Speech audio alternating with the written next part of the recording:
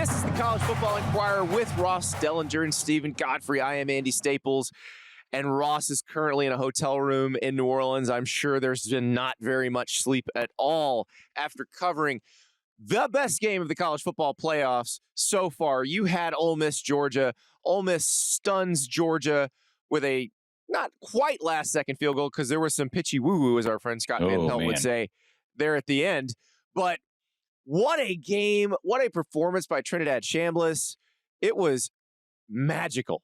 Magical. Yeah. Also, because Ole Miss's head coach for most of the season was 50 minutes down I-10 in Baton Rouge at a women's basketball game while all this was going on. Yeah. It was, you really can't make it up.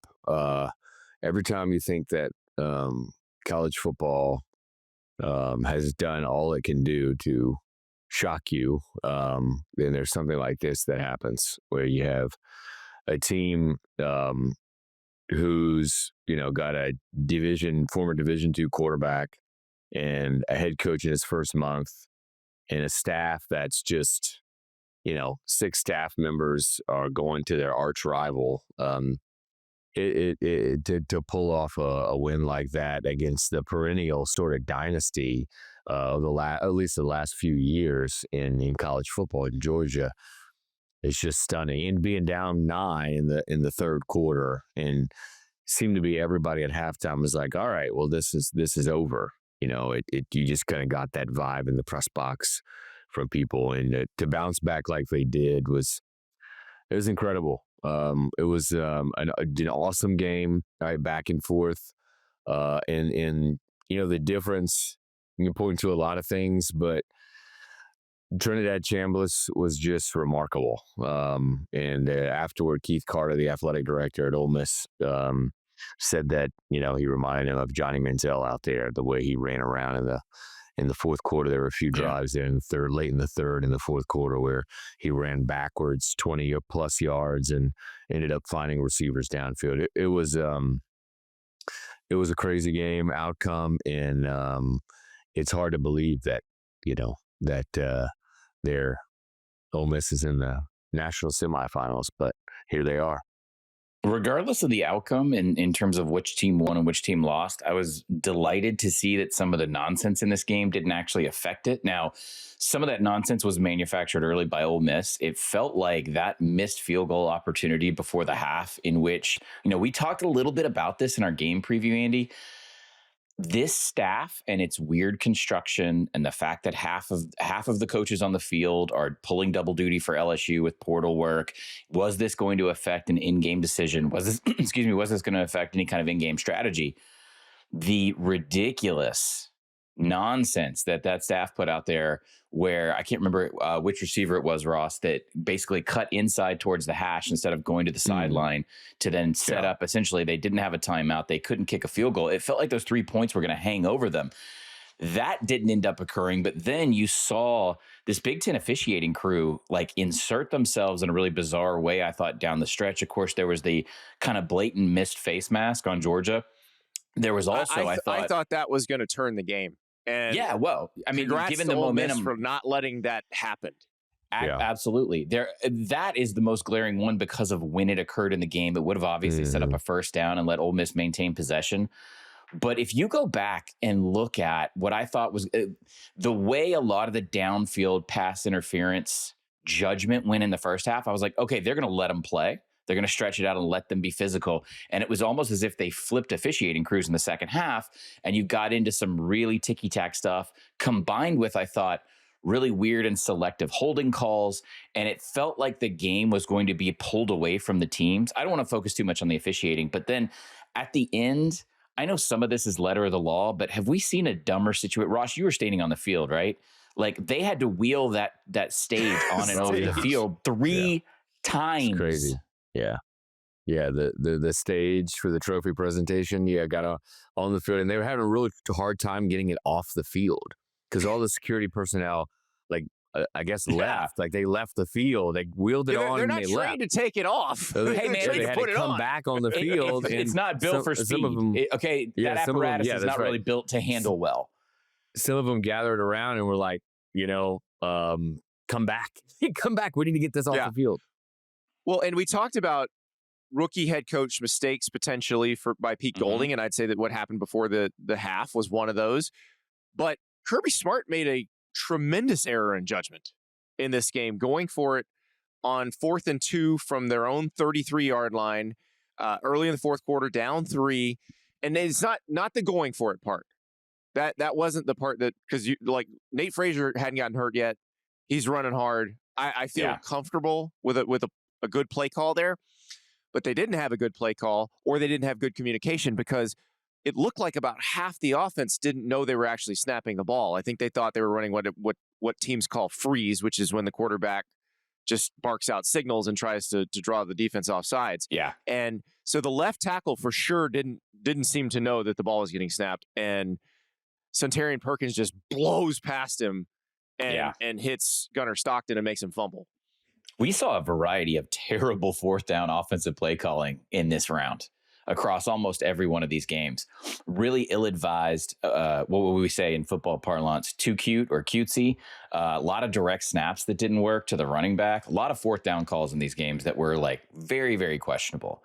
I don't mind going for it there, Andy. I just think the miscommunication is what's going to haunt them. Right. You have the right play call and everybody knows what's up. Then this is, I said this, and we'll talk about the Rose Bowl later, but I said this with that stupid, like, hide Ty Simpson as the personal protector, and then he does run, he comes up and runs the freeze, and that's when Cignetti had the look on his face like, what is this? But that's the same thing. Like, you're Kirby Smart, you're Mike Bobo, you're Georgia. If you want to go for it on 4th and 2, I don't have a problem with that. Put your best group of players on the field. Yeah. Run the freaking play. Like, it's weird because it was a lot of teams that have the best talent at those positions in college football doing a lot of subterfuge and nonsense before the snap. You have the talent on the O-line. Just line up and push. Yeah. You're talking about when they're at the 30, their own 30-yard line, right? Their own 33. Early in the fourth. There was a fourth down play later in the game where Stockton makes a really nice throw, and there was no choice but to go for it at that point. But in that moment, I'm sure Kirby is thinking, This is early fourth quarter. Georgia's down 3, but given what had just happened the previous couple series, Kirby's in his mind going, we're not stopping Chambliss right now. Right. And so I get it. Just execute it better. Something came out after the game on that, I believe, is that the center ones, it wasn't supposed to snap the ball. Oh, it was a freeze. Okay. So did you notice? Right, you noticed when he snapped the ball, there wasn't a whole lot of movement. And then there was that, and that's why the left tackle basically, and he just stays inside, doesn't pick up Perkins at all. Right. He didn't move at first, and then when he sees Perkins run past, then he's like, well, it's already I guess too late. On. Right. It's too late at that just point. Again, this was the game where the moments of momentum favored the better, superior roster in Georgia, the better coach team in Georgia. It really is remarkable what Ole Miss did here, because to go back to the Kewan Lacey fumble for the touchdown, that's his injured shoulder. You think that has an effect on the way that he's actually, not creating ball security there. That's a momentum backbreaker. The field goal mismanagement before the half follows that. Then you get into the second half. I thought they did a really nice job adjusting in the third quarter, but then Georgia is just so inevitable, right? Georgia is such an Excelsior in the margins team that eventually you felt like, well, this thing's just going to end up that way. So it really was remarkable. And we I guess we have to talk about this for a second. Trinidad Chambliss put together a series of physics defying plays, just nonsense. Can we talk about my favorite throw? Because my favorite throw was not the one where he ran backward 20 yards and then hucked it. It was on the field goal drive when they get the ball with 58 seconds left, and you're not really, it's 3rd and 5. Like, you're not sure they're going to be able to do this. Maybe they're going to overtime. And he throws that seeing eye. I mean, it looked like it was a laser guided missile to Deshaun Stribling, where it goes around the DB's hands and hits Stribling in stride as he gets to the point. I thought he was going to go. I thought he was going to score a touchdown. He hit him so perfectly in stride. I thought he was going to end up scoring a touchdown. He was caught from behind barely, but it was remarkable.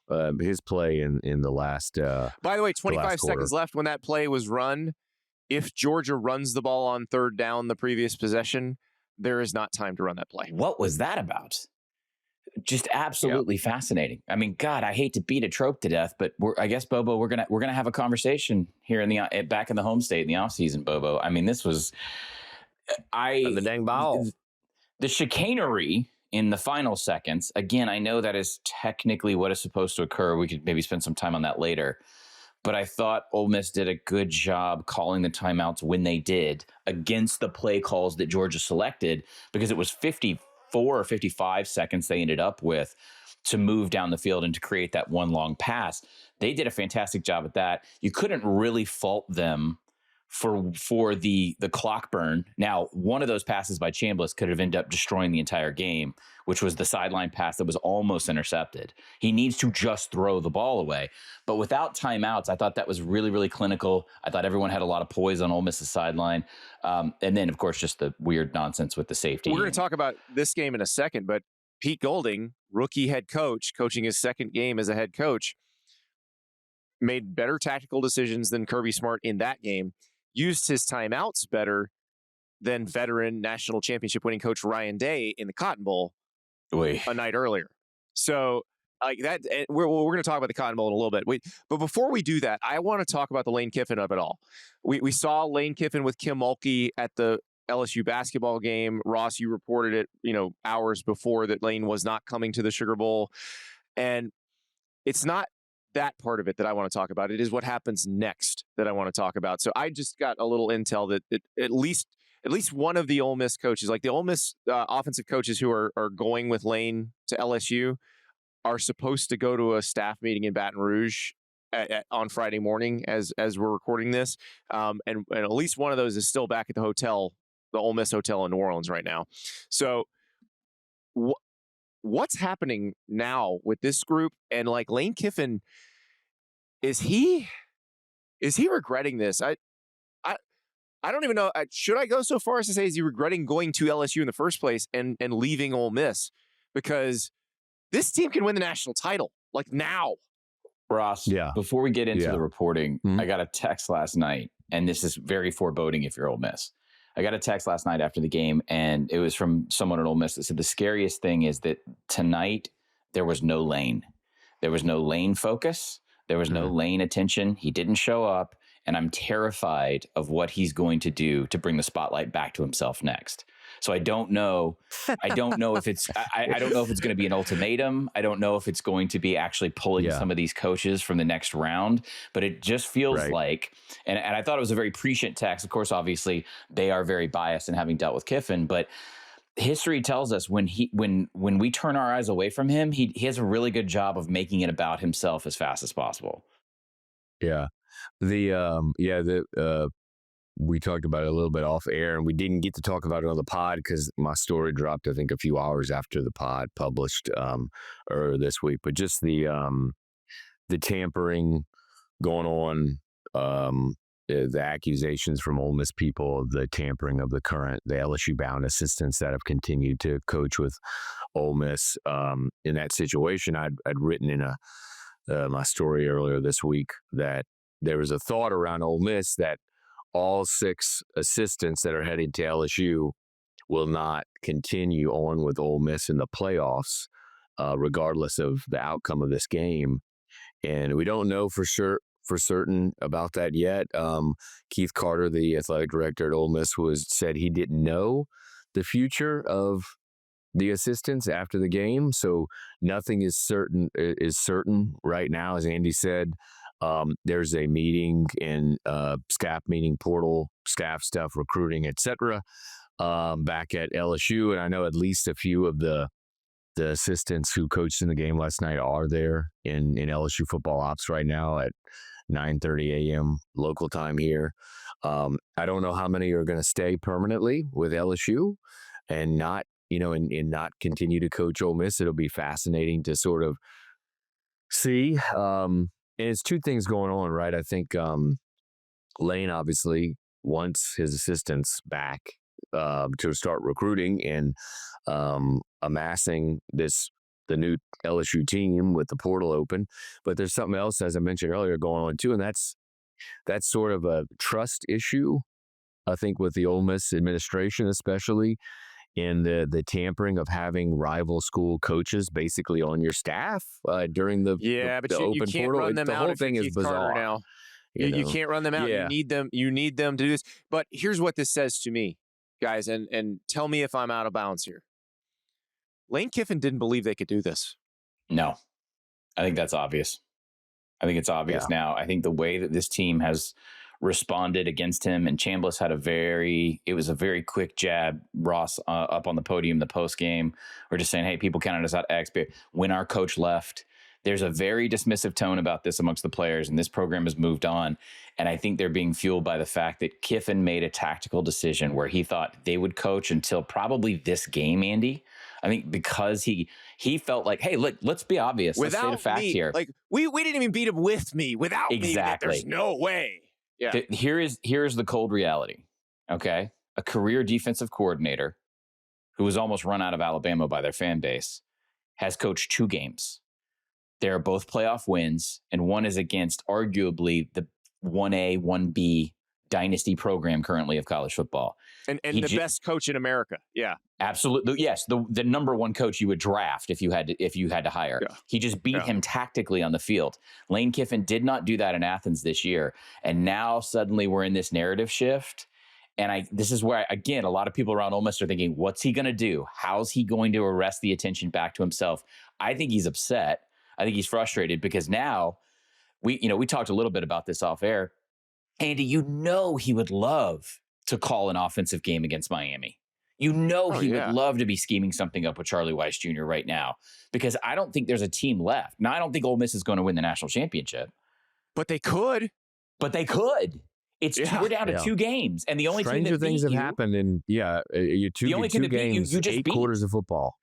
Yeah, I mean, I think Indiana's probably your favorite right now, but there's a plausible scenario that you can lay it out for me, and I will believe you for any of the 4 teams remaining to win the national title. Any of them. Absolutely. Yeah. We'll get into the Miami part of it too. That's the one where I felt like let's talk about it now. Let's talk about it now, because the Cotton Bowl was a fantastic game. It was closer than the final score indicated, obviously, because Ryan Day let them score at the end, which that was another one where I'm not sure I scored there at the end. But Miami's been in that situation twice. Miami physically dominated Ohio State for the first half and the last drive. And Miami's offensive line and we said this, we said they were better than anything Ohio State had seen.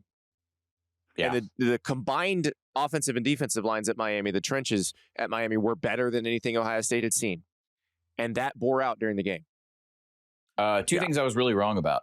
One, that Mario Cristobal would not get them this far because there would be some sort of malfeasance or incompetence in a decision-making moment. That has not happened yet. All right. Yeah. So also, it has not brilliantly called games by both his coordinators, Shannon Dawson and Corey Heatherman.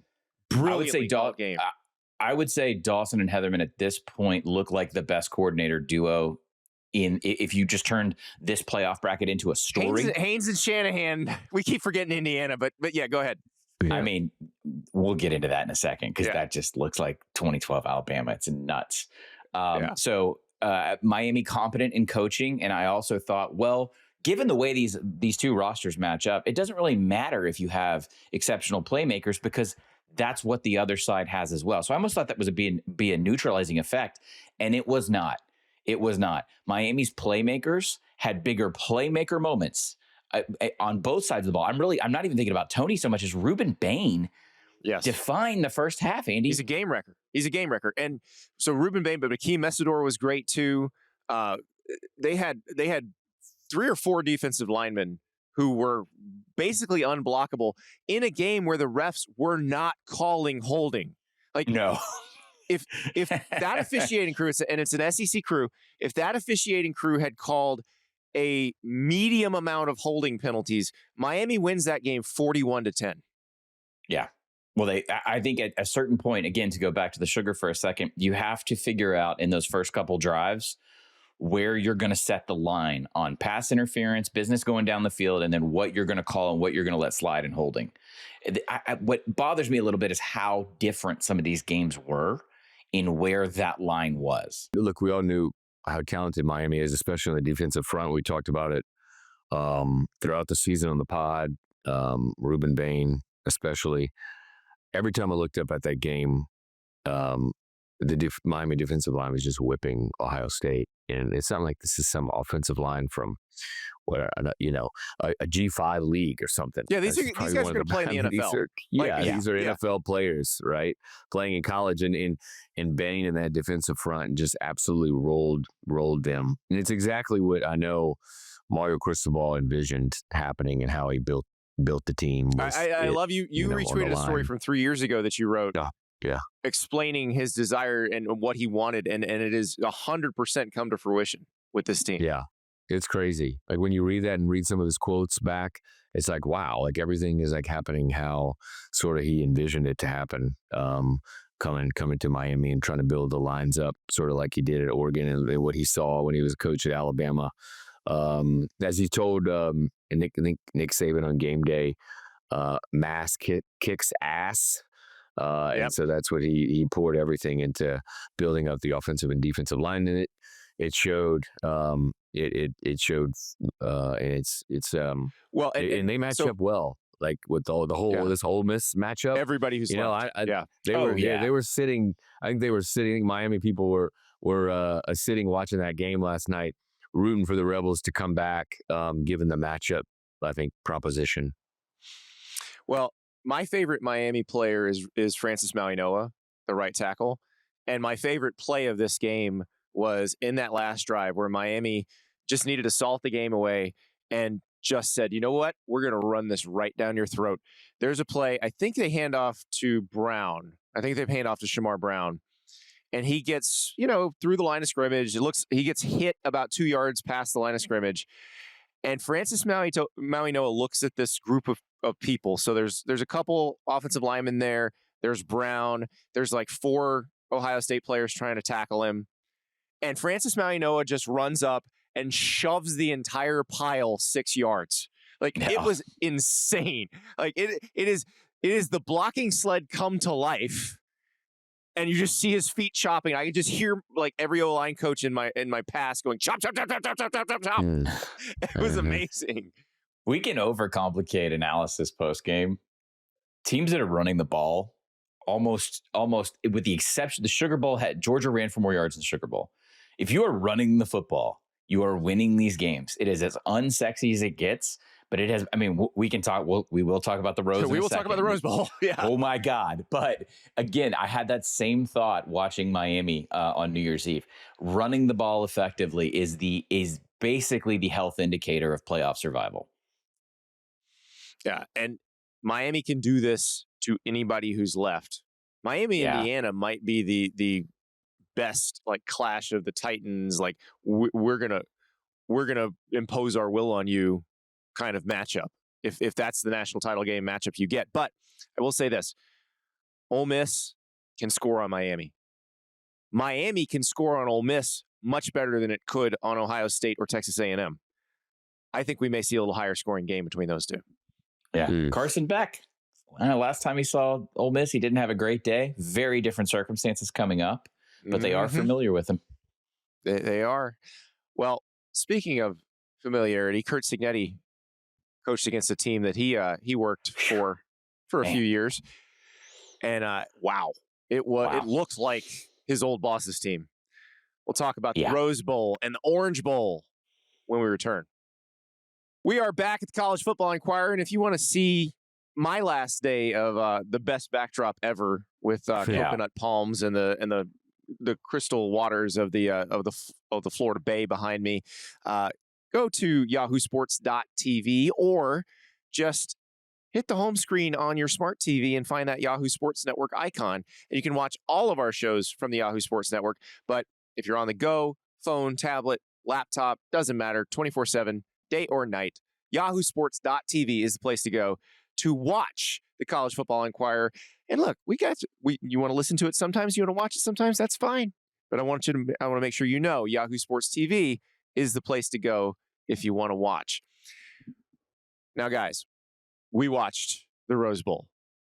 And it's interesting because it's one of those blowout games that I feel like people kept watching till the end because, one, they couldn't believe what they were seeing.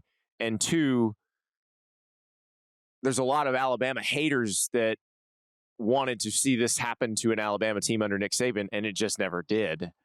But, oh, my God, Indiana beat the living crap out of Alabama. There was also an existential relief for a fan base that showed up to Pasadena in mass.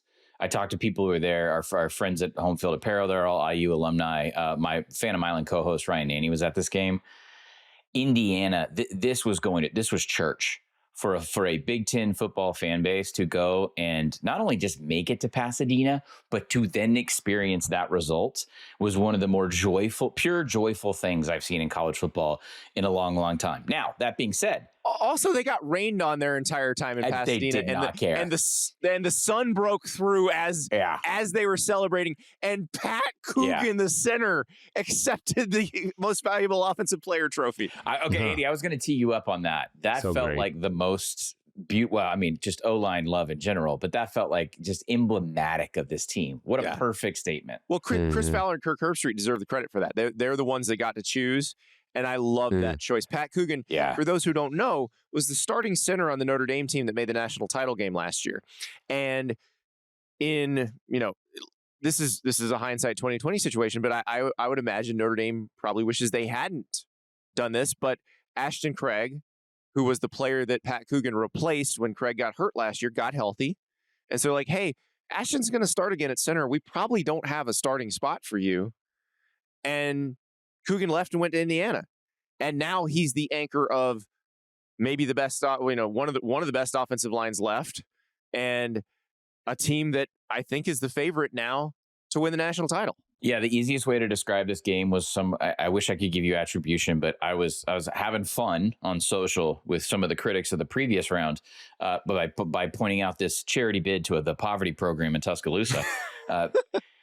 And an Alabama fan that was MFing me in the comments, I also saw him retweet some random other fan, and it was so incisive. It was just a random Alabama fan said, "Now I know what everyone else felt like playing us at the height of our power with Saban." That's because, perfect. and he even kind of elaborated. He said, "It's every play is executed perfectly, and every play is exactly how we intend it." So whatever Alabama fan was that out there, that's exactly how I would describe Indiana's effort yesterday. It was. You would think that the logos were flipped. Oh my God! The score absolutely. And the dominance, right? Those logos have been flipped so much.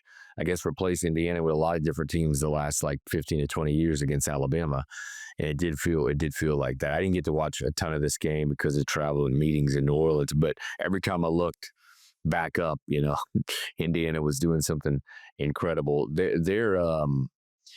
I don't know when, and me included, like, are going to start believing that Indiana can win the national championship, but boy, we're getting close to like, you better quit picking against this is them going to now. happen. Quit picking against them. But to your point, Godfrey, and to this Alabama fan's point, you knew it was over when D'Angelo Pons hits Ty Simpson near midfield. He fumbles. This is right before the half.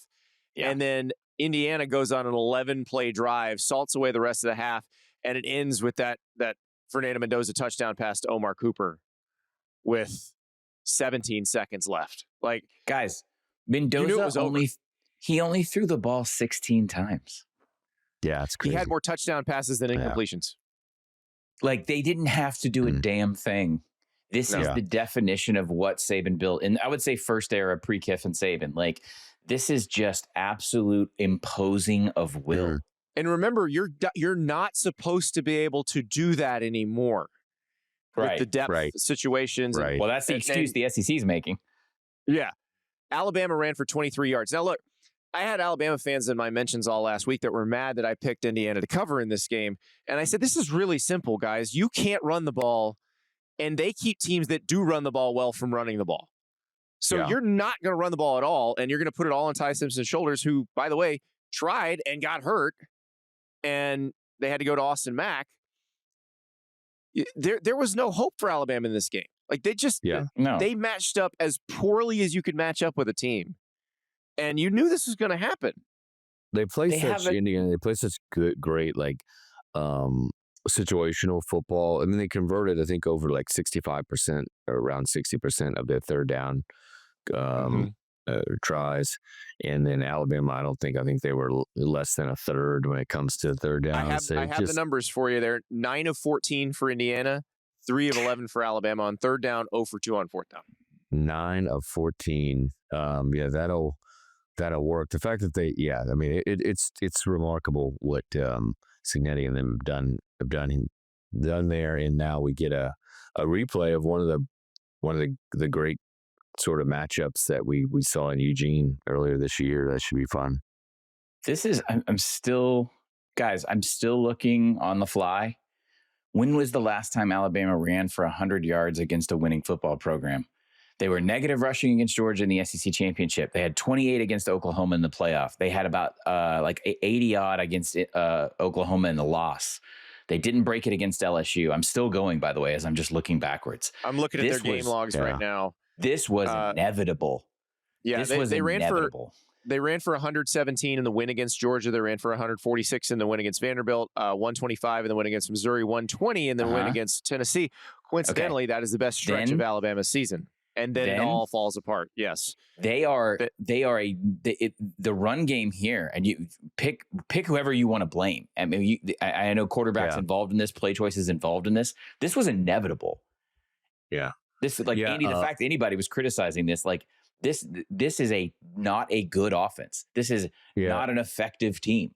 Yeah, Kalen DeBoer sounded like he was going to be shaking some things up, So you had Austin Mack get asked about his future because Austin Mack came in to replace Ty Simpson, and he got asked about his future with the transfer portal.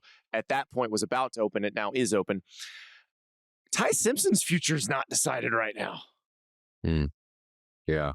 Whether that's go to the draft or come back to Alabama or not come back to Alabama. One of the things, Godfrey, you talk about the Alabama rushing. I was going to pull a stat I had seen yesterday, tweeted by my buddy David Hale at ESPN. Alabama finished the year averaging 104 yards rushing a game. In the last 50 years, it's the worst for an Alabama team in the last 50 years by 33 yards a game. Wow. It's just shocking. Yeah. Well, that was in 2000. Ross, toss out the 269 they got against Eastern Illinois, and I guarantee you that average dips below 100.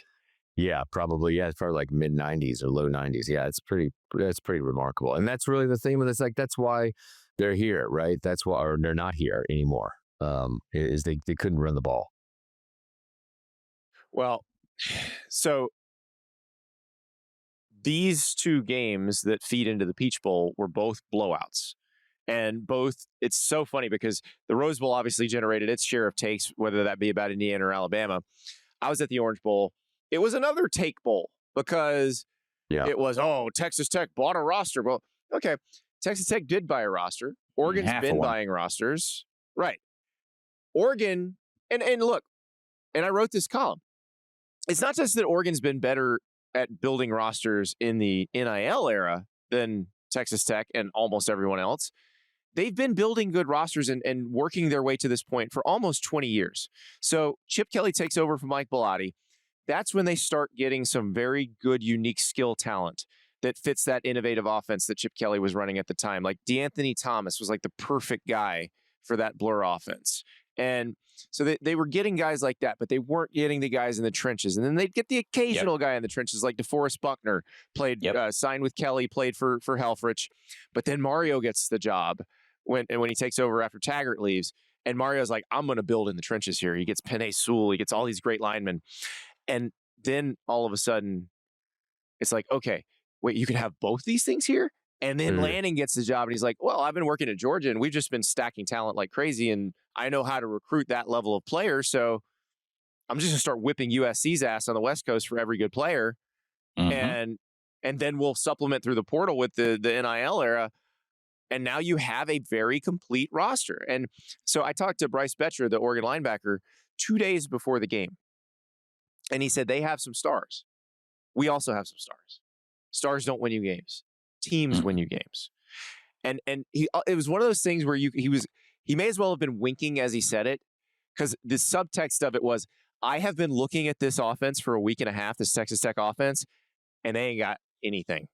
Guys. And they move the ball all over the field against virtually everybody they played this year in the Big 12. Yeah, and for them to just get stone cold stopped against the better teams, crazy. Against the better teams in the Big 12, they didn't move the ball that well. Yes, correct. The Texas Tech defense was so good that it broke the other team, and then they were good again, the ball a little. right? They kept giving their offense opportunities. I mean, they kept giving them opportunity, and it was like, I think it was 13-0 or something like that, and they were driving.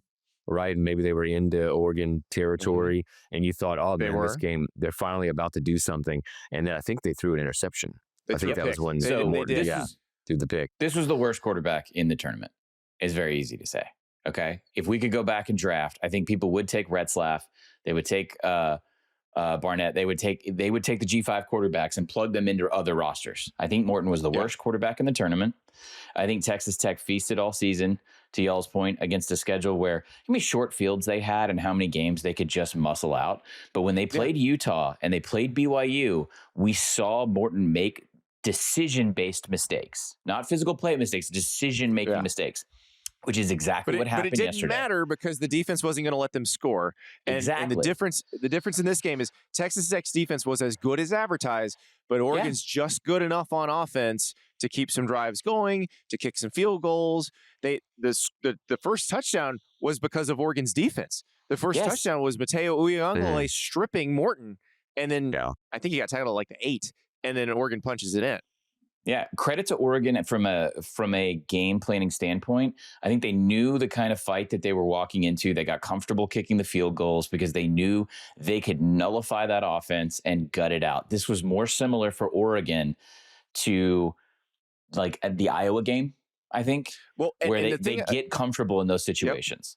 Oregon has won games in a multitude of ways this year, and I always say this about teams to win, that need to win the national championship. Like, you got to be able to win in a few different ways, and I think Oregon's had to do that. Specifically, that Iowa game, their Penn State game was like that too. The definitely. Iowa game stands out as a big one to me on how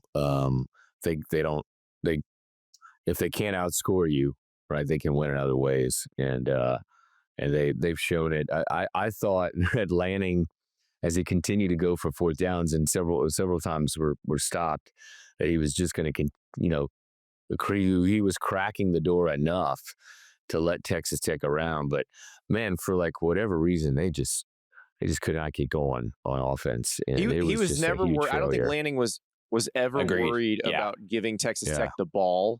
Clearly deep not. In its own territory. Yes. I think there was total confidence in one direction in this game, which informed the offensive decision-making, which is why they could take risks and simultaneously settle for 3/7. They never thought they'd be in an actual fight. And they weren't. Now, they're about to be in the fight of their lives because they're going to play a team that came to their place and beat them earlier this year. Oregon's going to have to be a lot better because I think Indiana's even better than it was when it beat Oregon. Yeah. Oh, yeah, without a doubt. This is the best Indiana's been.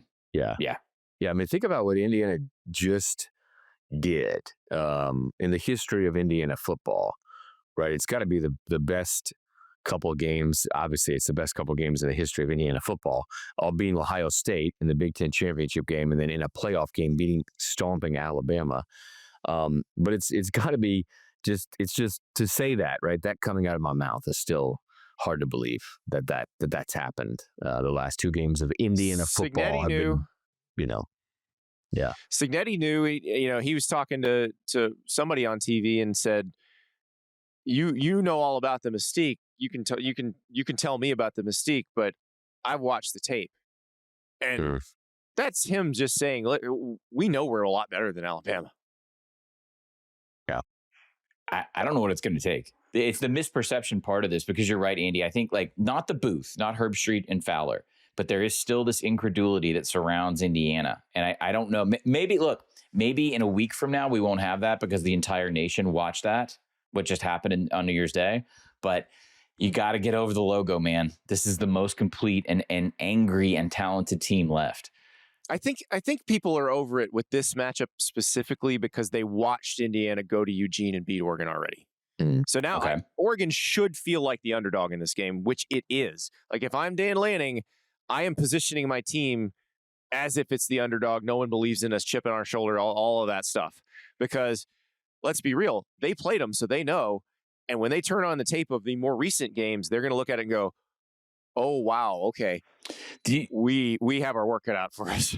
Here's what's fascinating to me from like almost like a sort of columnist standpoint or a marketing standpoint. Narrative is what I always talk about on the show.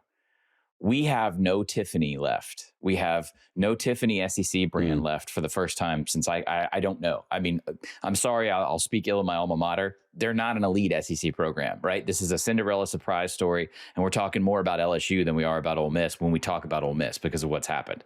Ohio State is gone. There is no Michigan. There is no Notre Dame. The only teams left are going to be a part of writing something new, and it's going to be fascinating. So we can talk about NIL payroll. You're going to have to talk about NIL payroll with the eventual national champion because there's no one left of these four teams. They're all defined by it. Miami in the boldest, flashiest way possible. Indiana in the most surprising way possible. Ole Miss defines the elevation and that topping off of the SEC where 7 or 8 teams can all look about the same elite level, right?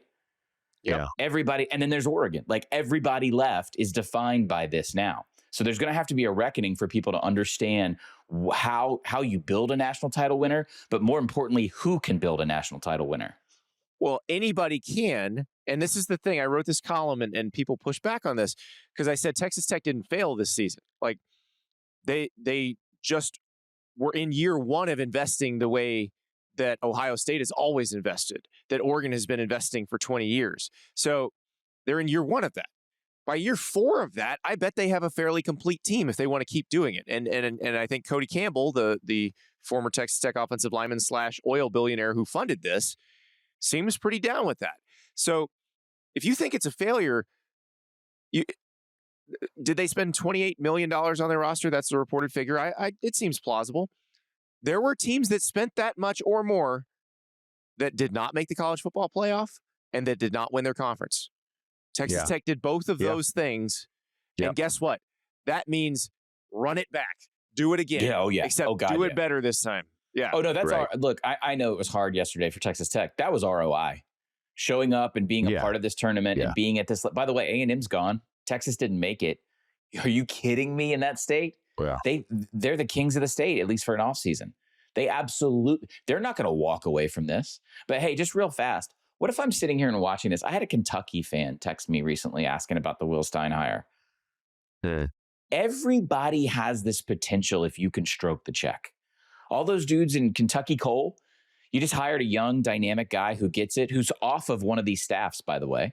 Why? Like, this opens up the door for so many more programs in college football. And I think that's a massive benefit. So whether your team's in it or not, or left, if you are a fan of a school that's not a Tiffany Blue Blood helmet, this has got to be encouraging. Yeah. When we come back, I want to ask you guys a question because this is something I've gotten in the mailbag, I'd say every year for the last 15 years. I think we're finally going to be able to answer yes to it. Maybe. We'll see. I'll ask you when we come back. We're back at the College Football Enquirer, and I'm going to ask Ross and Godfrey a question that I've gotten pretty much in every mailbag for the past 15 years at some point in the offseason. And I always enjoy this question because it gets to remind me of a very interesting time in my life. So, gentlemen, will we have our first-time national champion since the 1996 Florida Gators? A team near and dear to my heart because I was a human tackling dummy on that team as a freshman. Did you get a ring? Oh, yeah. So that's awesome. Look at that. A month of the season, I was still 17.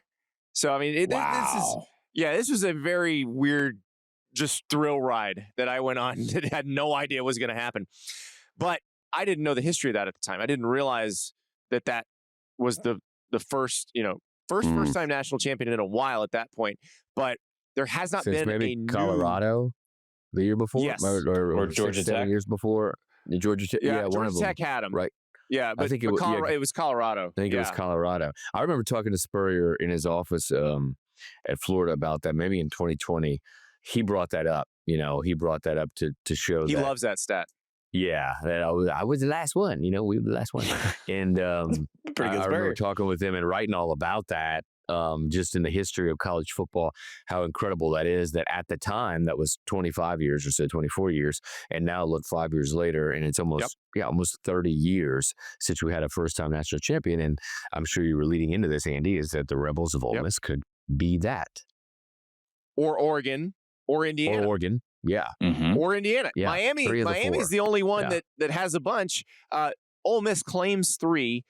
The most credible one is 1960, but that was a Football Writers Association of America trophy.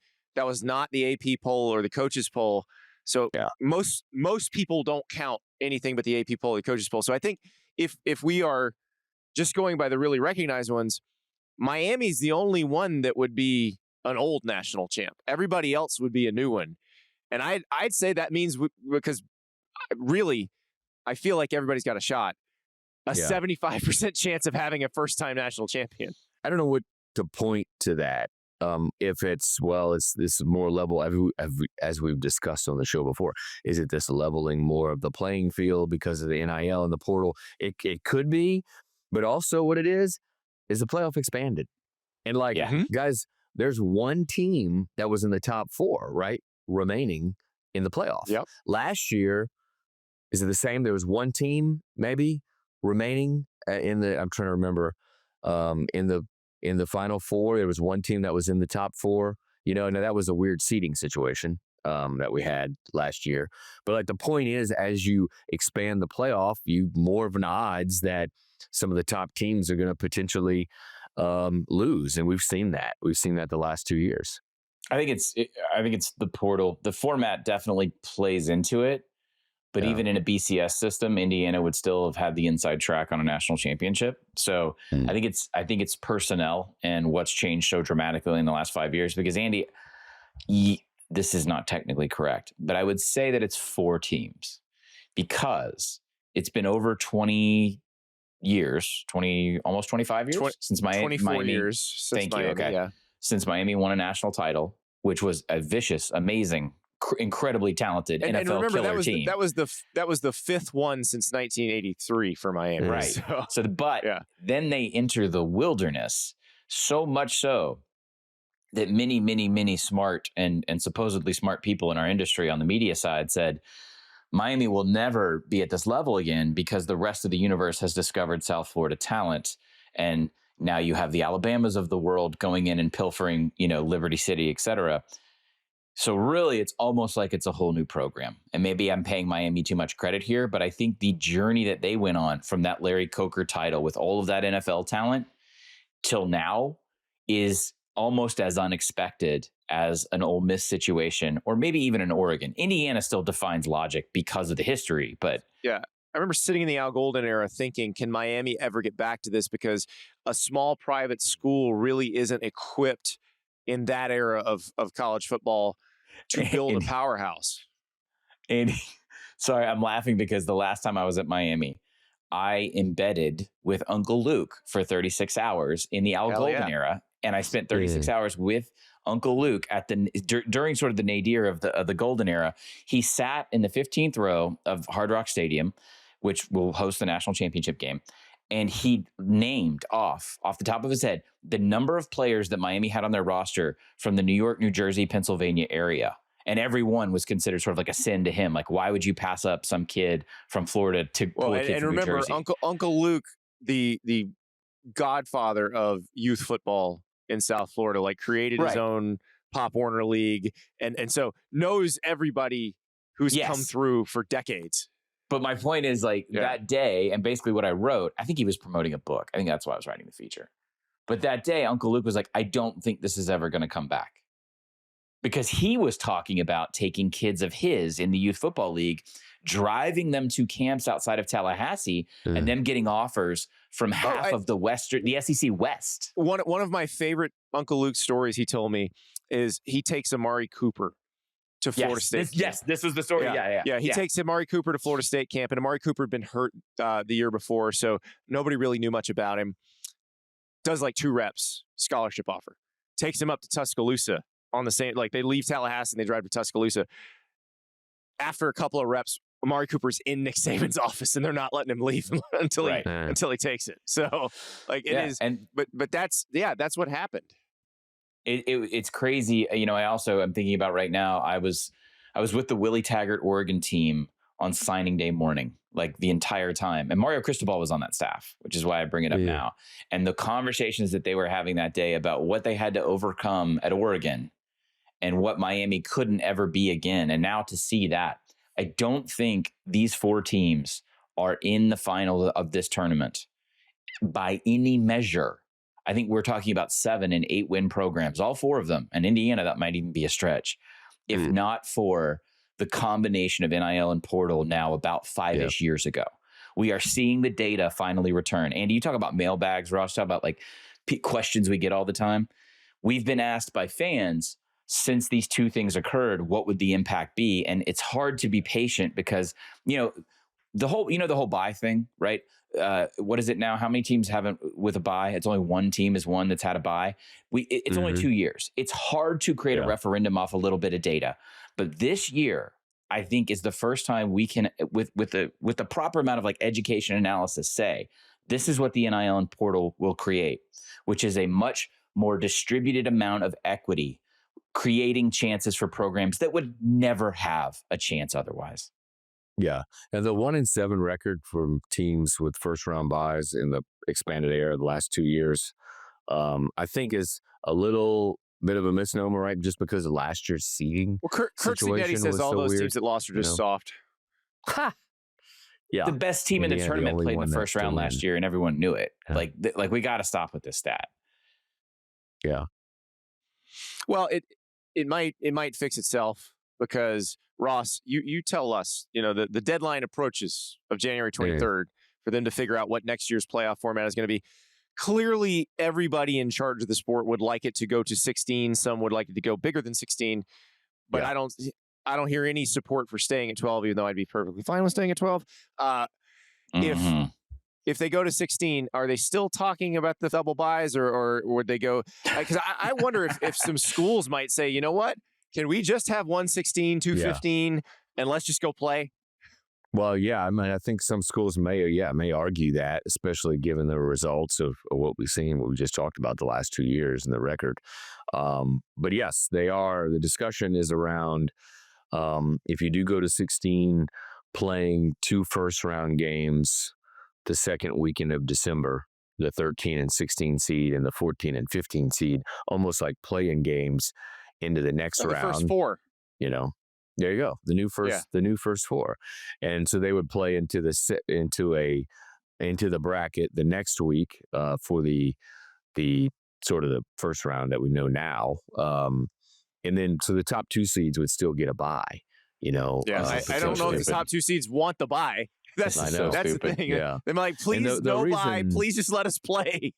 Yeah. And the reason I think, they point to why they're talking about that is if you don't do that, right, you have 8 first round games and where to put them it's a TV window issue. Yes. Yeah, it's a TV window issue for those 8 first round games. I would suggest, I know I say stop trying to copy the NCAA basketball tournament because they're not the same thing. But in this case, maybe you try to copy that second weekend of the NCAA basketball tournament, go Thursday, Friday, Saturday, and try to squeeze the 8 games over those windows.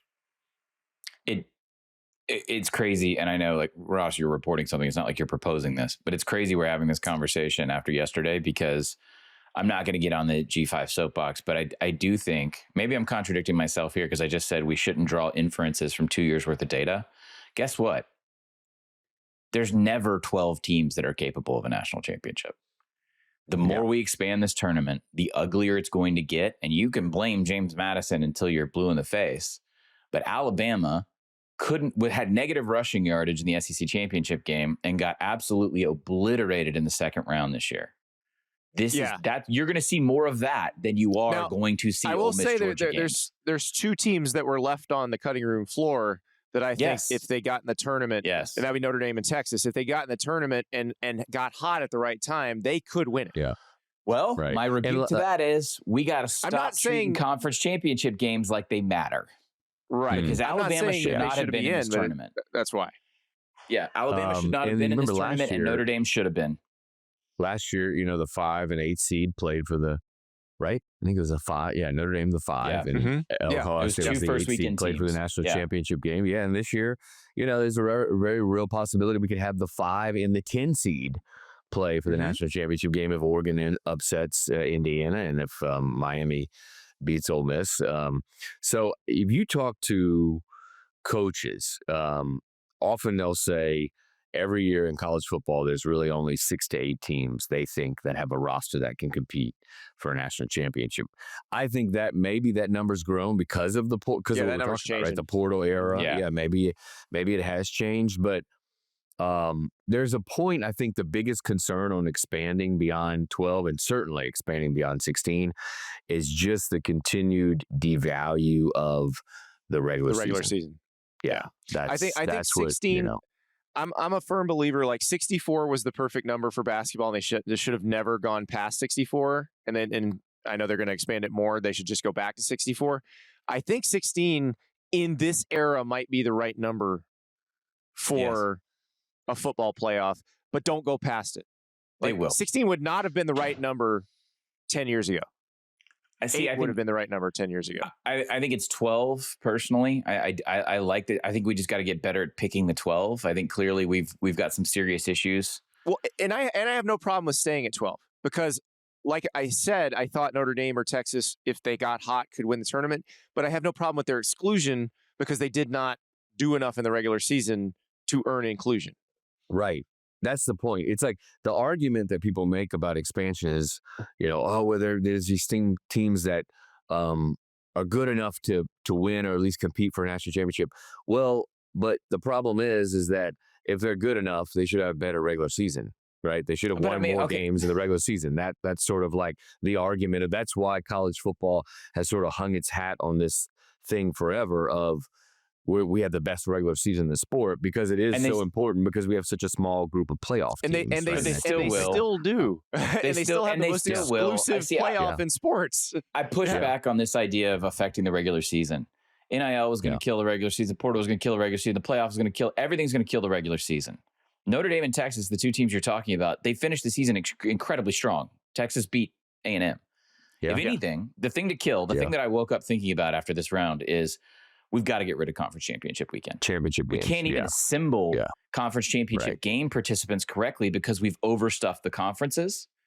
Yeah. We just need, and by the way, if we expand, we need that weekend, Andy. We need that. We need that. That's the big point. Is that you need that weekend to play a playoff. Is bracket. No, don't do it. Keep the playoff where it is.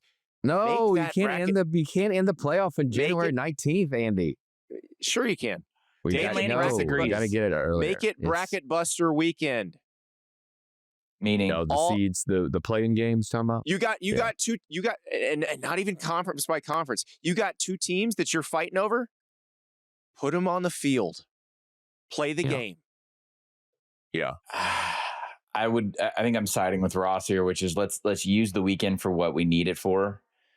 Dan Lanning said he was fine. I guess that was the pre-Orange Bowl presser, I think, Andy, where he said, hey, if we have to move the season earlier, that's fine. Which, by the way, I think might happen because the NFL is coming for Labor Day. Yeah, start the season a week earlier. I don't care. If you want to start the season a week earlier and then shift it back to where it's ending on January 12th, that's fine. That works. That's probably the eventual thing. It's going to take a while. And it's funny because I sat down with Dan Lanning at Big Ten Media Day in July. And I wrote a story about it. We had that same conversation, in-depth conversation about moving up the season and restructuring things. And he's very passionate about ending the season on January 1, which probably will never happen. That's probably never going to happen. But you can get to you can get to having the semifinals then potentially. Having the championship game in January. It would never happen. And I make fun of the Rose Bowl maybe more than any media member who gets credentialed. but end it in Pasadena on January 1st if you can create a suitable tournament leading into those. I think that the dead time and the prep time has still not been fixed with this tournament structure. I'm now vehemently, after 2 years of this, I'm now vehemently opposed to conference championship games. I think they are over examined in determining seeding. We've seen 2 years now in a row where clearly the seeding is not correct. Okay. Well, now we blame the auto conference championship bid slots last year. Yeah. They were ignored this year. The results were ignored completely. Like Alabama should have been out. Yes. And Notre Dame and Miami should have both made the playoff. But they ignored the result of that game because, well, you can't get punished for making your conference and being the one seed. Is that what Greg said? We talked about Alabama. This. Yeah. But we talked about that. Why can't you be punished for getting your ass kicked in hollow by another tournament team in Atlanta? Why should the tournament be beholden to the way the SEC builds their structure? Agreed. And to your point about the calendar, look, we've been conditioned now to get excited about week 0. Let's just have week 1 on week 0. Yeah. It's not that complicated. I agree, because if you pay attention at all to what's happening in the NFL, they are coming for Labor Day. They have taken Black Friday. They have taken Christmas. They are going to have Labor Day in the next 10 years. So I think college needs to start early just to have its own breathing room, to start just to have some attention and some mind share. Yeah. Get the foothold, and it's fine. That's not going to hurt anybody's feelings. When we have a good game on week 0, we're like, every time that happens, we're like, wait, why don't we just do this? And Andy, every time week 0 rolls around, a ridiculous audience is like jonesing and watching San Jose State play everybody's like Hawaii. Yes, because it's been 9 months. Yeah, so just give it to us early. I don't want to watch the Little League World Series. I think they're going to. I wrote about this maybe back in August, but they're exploring a way to go ahead and eliminate the waiver system. But right now you have to teams have to have a waiver approved to play on week 0, and the thought is that maybe not next year, but the year after potentially, or maybe next year, who knows?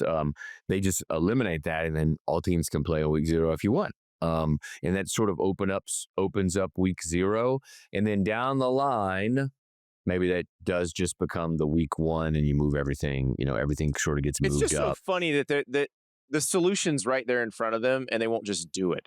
Like they'll complain about this for 5 years before they come to the logical, obvious conclusion that they could have come to right now. Well, the SEC championship, fractured sport. It's not going anywhere because it makes Greg Sankey money. It's just not like. Fine, we'll find a way to make him some more money. Like, let's just be creative here, guys. Well, if you expand the playoff, you're going to make more money, right? You're going to have more playoff games, and that's going to supplement for. By the way, some of your lost revenue. Andy, I don't know how bad it was in person because ESPN is very judicious in their wide shots, but it looked very empty in Hard Rock. So I wouldn't say empty. I would say pretty cavernous. No, there were empty seats in the upper deck. There were that's what I meant. Smattering of empty seats in the upper. They announced the 65,000 person attendance. That's the number of tickets they sold. It wasn't even close to that in terms of turnstile count. Texas Tech brought more people, huh?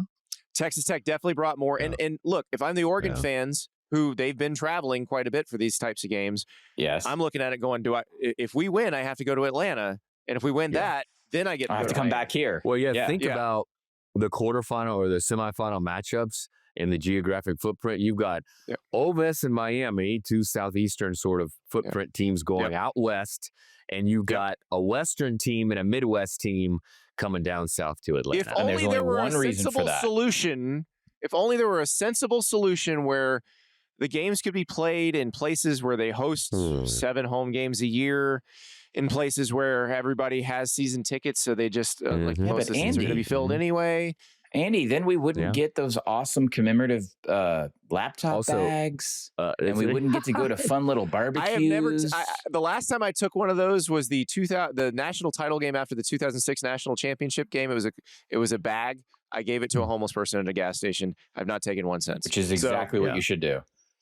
Yeah. That would be crazy. Could you imagine next week? Ole Miss will be hosting a college football playoff semifinal, the 6-seeded Ole Miss, and then obviously Indiana, probably in 10-degree temperatures, would be hosting Oregon in a semifinal. That would be yes, but Ross, then fun. we wouldn't get all the pageantry and college football tradition of playing in the Arizona Cardinals stadium in a parking lot 3 time zones away. I still think it looks like a giant Hershey's Kiss. All right, gentlemen, we've solved enough of the sports problems. They're not. That's even better. It's an air fryer. The people in charge will not solve them. They will just argue and then act like it's unsolvable and complain and whine. And then eventually, when they realize, oh wait, we can still make more money doing this, they'll just do it anyway. And then they'll call Ross and say how wrong Andy and I are. That's my new feature of the show. Yeah. You'll be doing what we say in 5 years. So just skip the middleman. Yeah. They started paying the players. It only took me 15 years. Yeah, you just pay us. So, dude, we need a consulting firm. No, we don't. There's enough of those already. Gentlemen, when we're back on Sunday, we're going to have a probably big tonal shift in conversation because we're going to feel like Adam Schefter and Ian Rappaport. It's going to feel like a little NFL coverage because we're going to be talking free agency because the transfer portal is open. As we record this on Friday morning, transfer portal has been open for over 11 hours. And boy, some movement is happening. We'll talk about who is ending up where, who was a surprise going in, what coaches are improving their lot in life, what coaches are running out of hope dust. Oh, it's going to be fun. Who's Adam Schefter and who? Wait, which one of us is Adam Schefter? Because I don't want to have to check my phone in bed. Ross. Okay, Ross. His wife's a reporter. She gets it. Bye, everybody.